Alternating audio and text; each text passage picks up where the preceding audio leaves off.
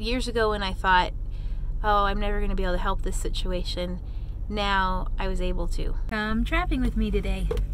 Okay, we're gonna trap today at this car lot, and they gave me the lock to get in, and so we'll be able to trap nice and secure. Okay, so yesterday I came and I set up a training trap. I should have done it a lot sooner, but you know, short term. Anyway, I kind of rigged it up, so I used a carabiner and I made it so that it can't shut, and then I put food in it. And it got all eaten, and then it rained, and I thought that it was going to be weatherproof here because it was before, but I'm sure they ate the food out long before it got wet. See where they go underneath? Cats love sheds. They love to go underneath.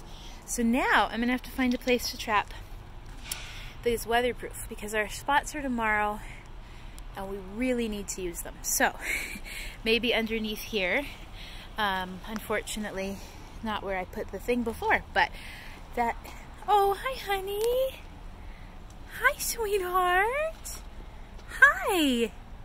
You don't seem that scared. Should we get you... Oh, hi, sweetheart. Should we get you some food? Oh, hi, little love. You look pregnant. Aren't you adorable? Hi. You are a surprise. They didn't mention you. Hi, baby girl. Hi. Okay. Plan B. I might try to get her in a carrier with some food. Oh my goodness, you're a darling. Can we get you some food? Come here. Okay, so she was almost friendly enough to pick up, or like to pet, but not quite. So at first I tried to just lure her in a carrier since the trap was so wet. But it just wasn't working. So I just put the trap out, even in this condition, and she just ran in like 1 second ago. So I'm going to snatch her up and get her all warm and dry in the car, and she's starving. Looks like she's pregnant and she's friendly. The people that owned this place before, they had a friendly cat that they let have kittens, and they wouldn't let me fix her. And I asked what happened, and they said that she, I think, here, let's get you covered so you're not stressed, huh? Friendly or not, cats don't like cages. So she was a little black cat, and they let her have kittens, and they gave the kittens to a rescue, but they wouldn't get her fixed. And I was so upset. I tried to get her, and they wouldn't. So when they moved, I bet they let her have another litter, and that's one of her friendly kittens. And then when they moved, I think they actually... I think they just left her behind, and that's what someone said, is that they left her behind, and that they weren't sure the situation with the cats. So anyway, I bet this is one of her kittens. So we're gonna see if she's tame enough to maybe get fixed as a tame cat and then go into a foster home, but we'll see. So I have her in a quiet room and I have her all set up, and it's kind of a tough one because I'm trying to decide, should I get her fixed as a feral tomorrow or tame? I would love for her to go into a foster home. She's not really wanting to be pet much yet, but she... Hi, baby. But she's talking to me a lot, and she's pretty calm.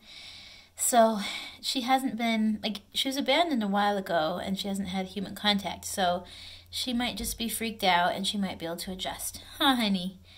But we'll see. Sometimes it's a tough call which one we should do. Huh? See, she's a little nervous, huh? Are you a little nervous? But the people that own the place, they haven't owned it very long, and they are actually selling it and moving. And I don't know if the new people that move in are going to be very friendly towards having cats there. So that's what makes me really want her to go into foster care as well. So we'll see how you do, if you can calm down a little bit, huh? At first she's like, I'm so friendly, and then she's like, wait a minute, this is scary. So some cats are just somewhere in between, and you kind of have to assess if they're socialized enough that they're going to be happy and comfortable in a home.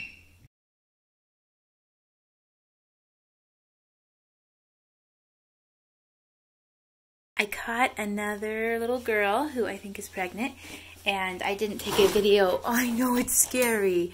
then because it was snowing. But here she is now, all warm and inside. So you see the orange patches? So she's a tortie tabby, which is 99.9% female, like a calico is. And so we know that she's a girl because of that, and because she's little with a big belly in the springtime, just like her sister or daughter.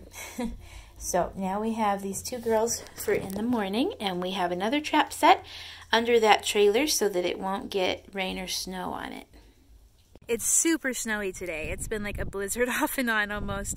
At drop-off it snowed the whole time, and then when we picked up the cats from the clinic, it was snowy too, with the snow all icy. Hi honey, are you all fixed now? Yes, he's still so mad. And what about this little girl? Hi honey. Yesterday it rained all day, and so that's why I think I didn't catch very many. I only got 2, and I had to put the traps like different places that I wouldn't normally put them. So at least it wasn't this snowy yesterday. It was just rainy. But yeah, the weather's not cooperating very well, but at least we got 2 that were pregnant, so there would have been a lot of kittens if we hadn't got them. So it worked out pretty well, and we'll try again next week. This little girl was friendly enough that she's going to go to a foster home. She got to be fixed as a tame cat today instead of in a feral spot, and she is going to get to be adopted because she, you know, showed me she was friendly when I got her, and then she likes to be petted. Huh, you're scared, but you're really sweet. Yeah.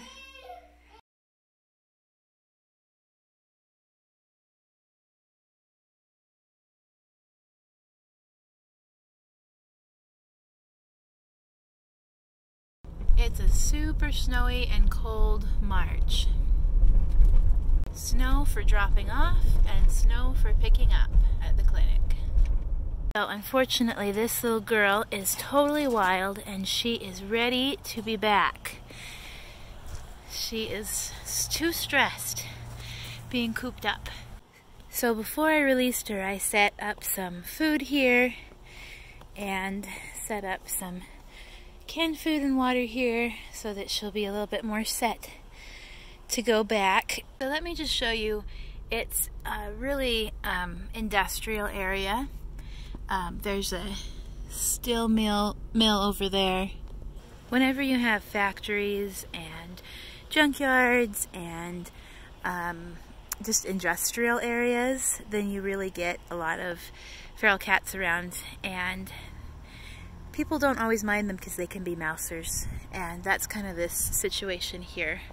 They just kind of roam through the area, and over that way there's another place that cuts concrete, and they have actually fixed a lot of feral cats over there, all the ones that go there.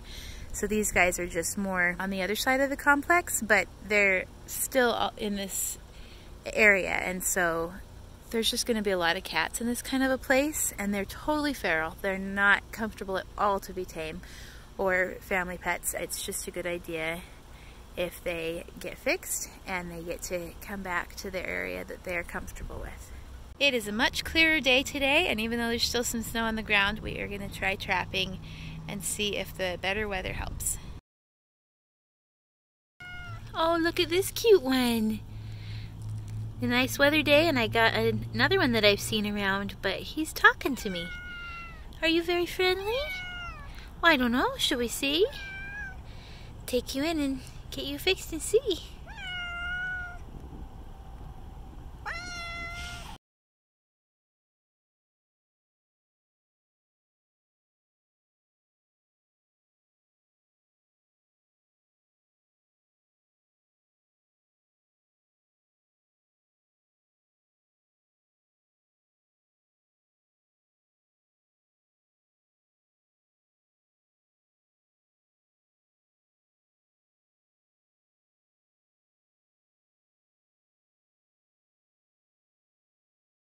Okay, this is the last day of trapping before they move. So there's only a couple more days left until they move.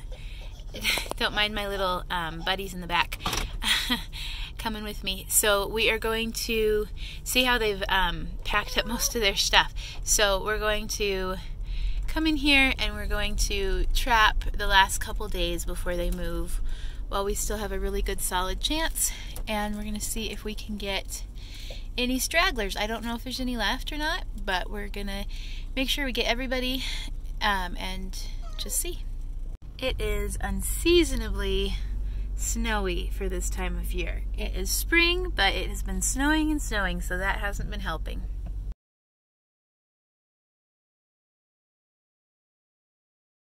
So with trapping and cat rescue in general, so much of the time it takes patience and it takes working things out and figuring things out. A lot of times you see some cats, you hear about some cats, and you might not know where they're eating or who's taking care of them, or more common, you don't know all the different places that they're going and all the people that are taking care of them or that may be giving them food. And that's hard because you want them to be hungry, you want them to want food, and so you need them to want to go in the traps. And so a lot of times it takes time and piecing things together and patience, which is hard.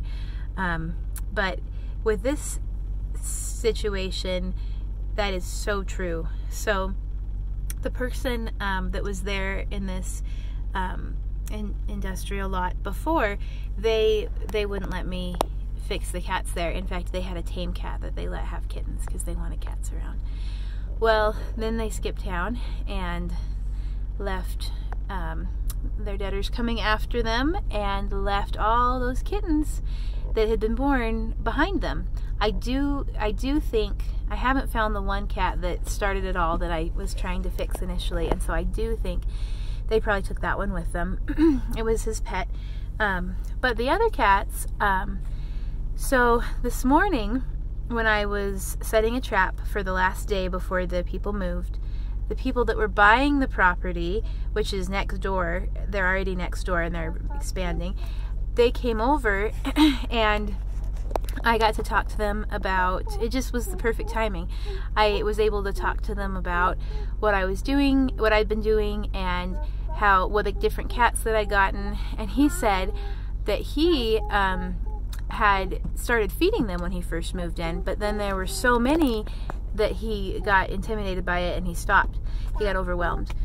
And so a lot of times if you can just get under control, people can be okay with it, but when it gets out of control, it's hard. So I said that there was a place across the way, like across the industrial park, where they had fixed them and they were feeding them, and so most of the cats probably went over there, but there were a few holdouts over here with these sheds. And he said, "Oh, did you get the gray one? That's the friendliest one." And sure enough, I did. I told him all the other ones I got, and I told him kind of what I've been doing and how I tried to help the person before and they didn't let me. So I gave him my business card and I said, you know, if you ever see any more kittens, if there's more, if you want me to come trap any other ones. He said a while ago there was a male that doesn't come around anymore, probably made its way over to the other place. But it was so nice to be able to get his background of the story of what had happened over next door, and just kind of have everyone in the loop and have that open communication that if you need my help in the future, I'll be there. I just wanted to hurry and get it done because I didn't know if they were going to be friendly or not. I didn't want to take my chances. But now that I know they are, it's a big relief. And really, the big main point with this is that eventually things usually work out.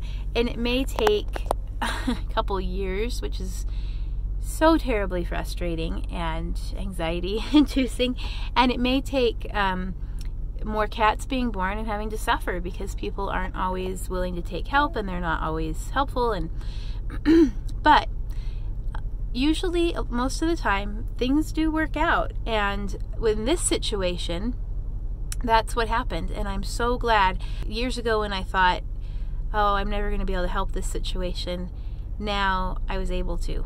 And I was able to find out about the other people that feed there and fix there too, at the other place. And so I'm really glad. I think things turned out really well here, and everything happened with really good timing, which I feel like happens a lot with rescue, and I am really grateful for that.